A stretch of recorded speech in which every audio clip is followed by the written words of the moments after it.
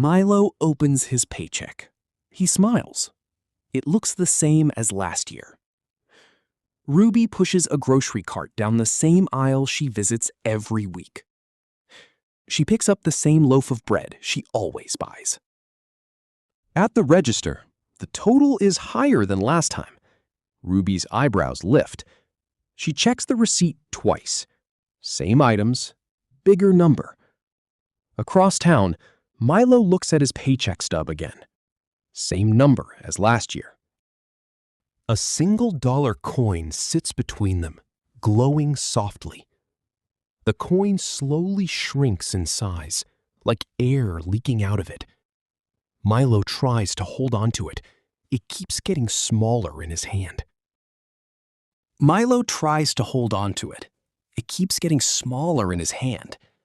This is inflation. The same dollar buying less and less over time. Ruby lines up 3 identical grocery bags from 3 different years. Each bag has a price tag. Each tag is bigger than the last. Milo lines up 3 paychecks from the same 3 years. The numbers on his paychecks barely move at all. Milo and Ruby stand the 2 rows side by side. The gap is obvious. Between 2021 and 2023, prices in the United States rose sharply, one of the fastest stretches in 40 years. Milo's wage grew a little, but not nearly as fast as prices did. The space between the 2 lines has a name, the real wage gap. Ruby holds up a coffee cup. The price has doubled since she started buying it. Milo checks his hourly pay. It rose by a small fraction in the same time. 1 hour of Milo's work used to buy 4 coffees. Now it barely buys 3. This is called purchasing power, what the same money can actually buy. Not everyone loses from this. Someone with a fixed-rate mortgage actually benefits. Their monthly payment stays exactly the same, even as everything else costs more. Meanwhile, someone living on a fixed pension watches their checks buy less every year.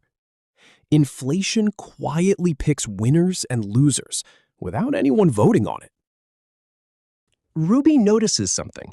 Workers who switch jobs seem to get bigger raises. During the recent inflation surge, job switchers saw much larger pay increases than those who stayed. Milo looks at his flat paycheck, then at the open door of another office. Wages do not move on their own. Someone almost always has to ask. History shows this gap does not stay open forever. It usually closes, eventually. As inflation cools, wage growth often keeps climbing, slowly catching up. Ruby checks her receipt again months later. The total finally feels familiar.